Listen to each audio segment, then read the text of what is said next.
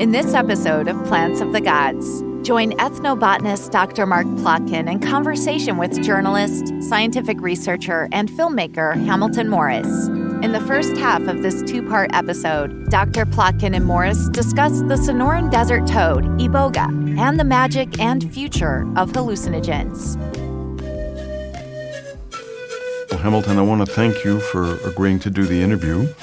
And I would like to start by talking about the Sonoran desert toad, which, as you know, is an object of fascination, not only regionally, but certainly nationally and perhaps internationally. So perhaps you give us some thoughts on this recent fascination with this intriguing creature. Yes, it really does seem to be gaining popularity. Every time I think that it's peaked, it gets more and more popular. And in the last month, there were two major articles that came out one day after another in the New York Times and the New Yorker. The New York Times one actually was largely focused on conservation issues. I thought that was pretty responsible in its orientation. The New Yorker one was more a profile of Octavio Rettig, but I think that even though it wasn't focused on conservation, implicitly a lot of those issues were evident, if only in terms of the magnitude of his work. How many people, I think he claimed to have personally turned on 10,000 people. And so if you want to use a rough estimate that each mature Bufo alvarius toad, when milked, if all of the glands are milked, could produce enough venom to supply 5 people, that's, the milking of 2,000 toads from one man. And you add to that his partner, Jerry Sandoval, or his former partner, makes that 4,000 toads. And then everybody else that was inspired by them, you can just easily knock that up to 10,000 toads. And I think it becomes clear that even if it wasn't a problem for a few people to do this, if it continues to gain popularity at the current rate, it's going to become a problem very quickly. There's an excellent ethnobotanist by the name of Gary Nabhan, very prolific, but his best book, my favorite, is called The Desert Smells Like Rain, came out about 40 years ago, and it talks about how the Hohokam people have expanded agriculture in the desert, and this apparently has expanded the habitat for this toad.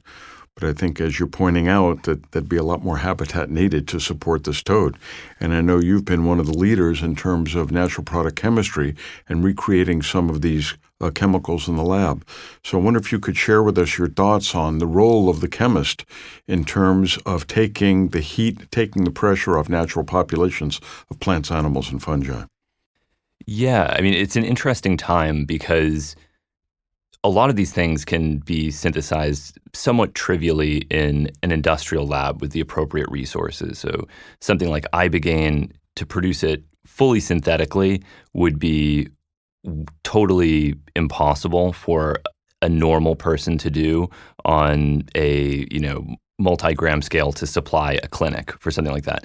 But if it were, a large industrial manufacturing operation, it would then be possible, and that was what Howard Lossoff was trying to do with Ibogaine. The same is not true of something like 5-MeO-DMT. It's synthetically more approachable, which is really nice. This is one of the advantages, is that it could be produced industrially for a pharmaceutical company. There's actually quite a few different pharmaceutical companies right now that are pursuing 5-MeO-DMT as a therapeutic product, and all of them are using synthetic material, which I think is really a good thing, actually a necessary thing, because there's no way that the toads could supply a pharmaceutical demand. But what's nice about this is that there's a sort of intermediate that exists. It doesn't need to be pharmaceutical, and it doesn't need to be extracted from a toad. It's possible for somebody, if it is done legally, in a region where they won't potentially lose their freedom for doing this, it's possible to produce it synthetically in a one-step reaction starting from 5-methoxytryptamine. And this is very approachable, somewhat safe chemistry. I don't want to say that it's completely safe because it isn't, but I would say in the grand scheme of synthesis, this is certainly on the easier side of the balance. And that means that, if somebody were operating a clinic in Mexico, they conceivably could hire a chemist to make enough to supply their clinic for years very easily at a low cost. And that was what I was trying to show people, because this idea that, okay, chemistry, there's no way, that's not accessible to an average person. Well, maybe not to everybody, but it is accessible to people with a little bit of training. And so people should be aware that that exists as a viable option. Well, you mentioned Howard's name, and I heard you talk a bit about him in an interview you gave with our friend Tim Ferriss, and I'll link to that interview in the show notes.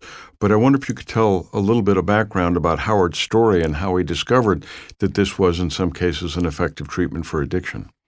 Yeah, it's a fascinating story, because if you look at the history of Iboga and even the early pharmaceutical history of Ibogaine in Central West Africa, it's a religious sacrament and part of a religion called Bwiti, and it's used for medicinal purposes there, but it is not traditionally used as a treatment for addiction. There was not opioid addiction in Central West Africa until the 21st century. So at least on a large scale, I'm sure there were, a couple people. But so this idea that Ibogaine or Iboga could serve as a treatment for substance abuse disorders was not something that was circulating at all. And there was a guy in New York named Howard Lotsoff who was friends with a chemist, and the chemist gave him Ibogaine because it was a psychedelic that was available. I believe that he had either synthesized it or ordered it from a chemical supply catalog. And Howard Lotsoff was dependent on heroin at that time. And he took the Ibogaine not because he wanted to stop using heroin necessarily. He just wanted to use a psychedelic. And what he found in the wake of that experience was that he lost his craving for heroin. And not only did he lose the craving for it, the very way that he conceptualized the heroin had changed. He didn't think of it as something that was desirable or good. He started to think of heroin as essentially a symbol of death, something that was, not only did he not need it, he didn't want it either.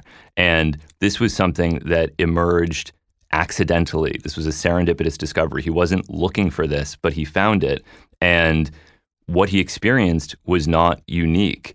Other people tried Ibogaine and Iboga for the same purpose as a treatment for addiction, and it was found to be the case that actually quite a large number of people responded similarly. And this has even been demonstrated in animal models of addiction. So this is a demonstrated effect. It doesn't work for everyone all the time, but it seems that maybe a solid third to a quarter of people that undergo this therapy are able to stop using heroin or other opioids.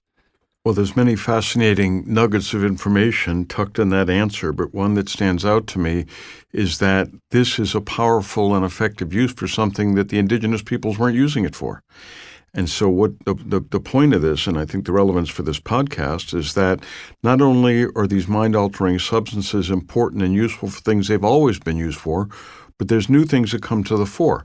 I'm reminded of Charles Nichols at LSU, who's using tiny doses of hallucinogens to treat asthma, and they're not causing hallucinations. And I'm wondering if you think that this kind of explains this whole microdosing movement, that people aren't really sure how it works or what it's for, but people seem to like it and find it effective for a variety of purposes. Well, yes, microdosing is difficult to talk about because it doesn't really have a precise definition. So what I might call a microdose could be completely different, especially when you factor in the issue that psilocybin-containing mushrooms and LSD are the two psychedelics that people typically have access to, and both of these are psychedelics where people do not know the precise dose of chemical they're consuming due to variation in mushrooms and due to uncertainty about the concentration on blotter. So you might say a microdose is half of one tab of a blotter, but you don't know how much LSD is on that tab. So it could be completely different. For some people, a microdose is a low dose of a psychedelic. For some people, they define microdose as sub-perceptual. And in the research that has been done thus far, it seems like it's a placebo effect, but that's not to say that low doses of psychedelics couldn't have some kind of therapeutic property under the appropriate circumstances. And like you said, the work of Chuck Nichols is great evidence of that. So maybe the other thing is that, what the therapeutic endpoints aren't well defined in a lot of these microdosing. What is it exactly that people are looking for? Enhanced creativity, enhanced focus, enhanced energy, mood lift. I mean, people seem to be pursuing microdosing for an almost unlimited number of different applications. And so maybe it works for one thing for one person, maybe somebody with, suffering from chronic inflammation with a certain psychedelic could have some benefit. And maybe for someone else, there would be no benefit at all. So I think the real issue with talking about microdosing is a lack of precision in the definition of what a microdose is, what psychedelic is being used, and what the application of that microdose of a psychedelic would be. Excellent. Thank you. Which ties back into something else you were alluding to, the famous pamphlet by Albert Most that you've helped bring back to the fore was actually written by Ken Nelson. And he's a fascinating figure in his own right. So I wonder if you could give us a little bit of detail and background on this incredible fellow. Yeah, and it was nice to see his name in these articles. It's nice to really see him integrated into this history because I think what he did is so fascinating. And I think that because our culture has done such a terrible job dealing with psychedelics and psychoactive drugs in general, it's just about as bad as it could possibly be. Locking people in cages for using them has not been an effective strategy.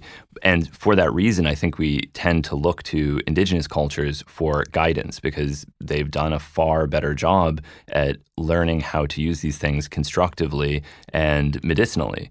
And so we're almost uncomfortable with our own contributions. I think there's a tendency to try to exclusively look. Some people go too far. And in the case of Bufo alvarius, I think that they have done that. They have essentially fabricated an indigenous history of use because if it's ancient, if it's traditional, if it's indigenous, that means that it's good. That means that it's okay. That justifies it. Well, all known evidence points to there not being a tradition of using Bufo alvarius. This is something that emerged in the United States with a white man in Texas named Ken Nelson, who was actually inspired by a misunderstanding by an anthropologist named Jeanette Runquist, who had hypothesized that there was ancient use of psychoactive toads. So he read about this in Omni magazine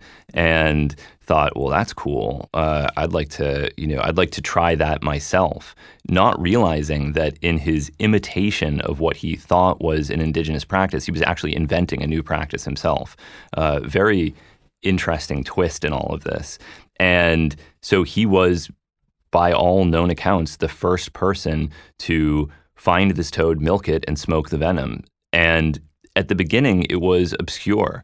There were, psychedelic cognoscenti like Andrew Weil or Wade Davis who pursued this and were very interested in it. But this was not a phenomenon. The celebrities weren't talking about toad venom in the 1980s. And if it was popular, it was probably equivalent in popularity to synthetic 5-MeO-DMT at that time, which had been available from chemical supply companies since at least the 1960s. So the synthetic 5-MeO-DMT history actually predates the use of Bufo alvarius venom. It just was never talked about as much. And there's something cool about the idea of smoking toad venom. People like to talk about it. We're talking about it right now. There's something weird about it. It's a good story. And it wasn't until celebrities really started doing this in the 21st century and until Octavio Rettig and Jerry Sandoval started going on a crusade as toad venom evangelists that this really became the phenomenon that we're currently talking about. Well, that's a new phrase for me, toad venom evangelist. Yeah. I'm going to have to be lifting that one. So why are people calling this the God molecule versus just plain old DMT? Well, the experiences are very different. This is one of the unfortunate things about 5-MeO-DMT is its name. People think that because the name contains DMT, that it is a form of DMT or that it is, very, very closely related to DMT. But psilocin, the active metabolite of psilocybin and a component of psilocybin-containing mushrooms, is closer to DMT than 5-MeO-DMT is structurally. You could call psilocin 4-hydroxy-DMT. So it's really the name more than anything that I think causes people to have this association. It was actually a big problem when I was planning a large-scale synthesis of 5-MeO-DMT in Mexico, because the lawyers looked at this and they said, well, this is DMT. And I'd say, no, it's not. It's 5-MeO-DMT. It's 5-methoxy-DMT. And they say, well, it contains DMT in the name. And I'd say, okay, well, what if I call it NNO-trimethylserotonin? Then can I synthesize it? And they thought that was okay. Of course, it's the same chemical. But the difference experientially between 5-MeO-DMT and DMT is enormous. I would say that DMT is very much a prototypical classical psychedelic. It's highly, highly visual. You have profound visual distortions. You often see your environment in a different way. You think about yourself, your relationships. It's a personal experience, whereas 5-MeO-DMT is often non-visual. It's often sort of impersonal. I think it tends toward universal, where it's not about your life, but life in general. And it doesn't have a lot of the qualities that people think of when they talk about psychedelic drugs. I mean, for many people, myself included, the experience is losing consciousness entirely for a brief period and then having something that could be termed a near-death experience. Physiologically speaking, it isn't, but experientially, it does feel that way. Well, I want to make the point here that we're not doing commercials for any of these substances. And in all the episodes, I point out that these things can be lethal, and you've mentioned that on your show and in some of your writings and interviews. But even cannabis, which people sort of think of as this harmless thing that can't hurt anybody. And I was reading something of yours recently that talked about problematic relationships with cannabis. So I wonder if you could give an example of that so that people understand that all of these plants are the gods and fungi are the gods and frogs are the gods may have a downside. Yeah, I think it's very important to have a balanced perspective on these things, because there's been something really polarizing about the way they've been publicly discussed from the very beginning. They're either a panacea that's going to cure all of society's ills, they're going to prevent us from being mean to each other, they're going to end all wars, or they're poisonous agents that will destroy your mind and leave you intellectually crippled. And of course, the truth is somewhere in the middle, where for some people, under some circumstances, they can have a tremendous benefit and they can be truly life-changing. And under other circumstances, they can have a damaging effect. And with cannabis, I think, is an interesting example because it also includes the political dimensions of all this. Because the people that have been using these substances for decades have been persecuted, and that creates a sort of insecurity complex, understandably, justifiably. If the government says that this is dangerous and they're willing to lock you in a cage for it, if your employer can terminate your employment if they find traces of this substance in your hair or your urine, which is an insane invasion of privacy that nobody should tolerate, then it makes sense that you'd want to really stand up for this stuff and say, hey, wait a second, it's never killed anybody. It's safer than alcohol, safer than tobacco. This stuff is innocuous. And in fact, you can smoke it every single day and you'll be totally fine. And in many instances, that might be true, but that doesn't necessarily mean that you should. And it doesn't mean that I think this is the tendency, is we go too far in one direction or another. And a lot of it has to do with this, this insecurity from people demonizing these substances for so long. Agreed. But can you give perhaps an example of a problematic relationship with cannabis? Because your point is well taken, but that is even cannabis can have a downside. Oh, certainly. Yeah. I mean, I think one of the most interesting examples is there's a disorder called cannabis hyperemesis disorder. Are you familiar with this? It wasn't described in the medical literature until somewhat recently. It's a very odd phenomenon where people who smoke enormous quantities of cannabis will start vomiting continuously. And the only thing that relieves their nausea is taking a hot shower. And people started showing up in emergency rooms when they ran out of hot water because they couldn't control their vomiting.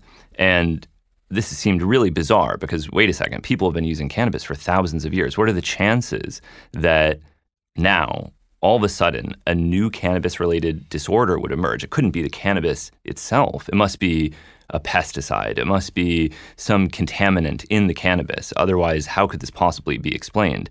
And the explanation is that, yes, it is the cannabis itself. This is a product of chronic hyperstimulation of CB1 receptors. And the reality is that people are smoking more cannabis now than any other time in human history. So new use disorders are actually emerging. And although this is described as a somewhat obscure phenomenon, it's not as obscure as people think. I've known 2 people that had this disorder, both of whom didn't know they had it.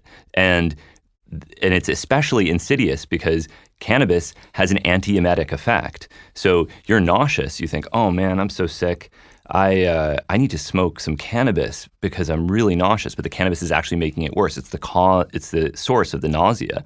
And this during the pandemic, I had a friend who this happened to because he was just getting really, really stoned all the time. And I had noticed that he was constantly soaking wet. And I thought, like, why is this guy? Is he like taking showers 5 times a day? Why is he always so wet? And he then told me, I don't know what's going on. I've just been, vomiting all the time, and a hot shower is really the only thing that helps. And I thought, wow, all right, yeah, I know what you have. So that's, I don't want to bring that up as an example of something that everyone should be really terrified of, because this is something that only afflicts people who are extremely stoned all the time. But it's just an example of how this plant that's considered totally innocuous under some circumstances can have a negative effect. Also, I think there's something to be said for maybe just not being stoned all the time. And I say this as somebody that likes cannabis personally. I'm not trying to hate on cannabis. It's just there's, like I said, a tendency to go to these extremes of either cannabis is terrible or you should be stoned all the time because cannabis is a medicine. If you've enjoyed this podcast, please remember to give us a good rating and to subscribe and share with like-minded folks. We appreciate your support for the protection of the knowledge and biodiversity of South America by the Amazon Conservation Team. In our next episode, we'll continue this discussion with Hamilton Morris and Dr. Plotkin, delving deeper into the world of hallucinogens.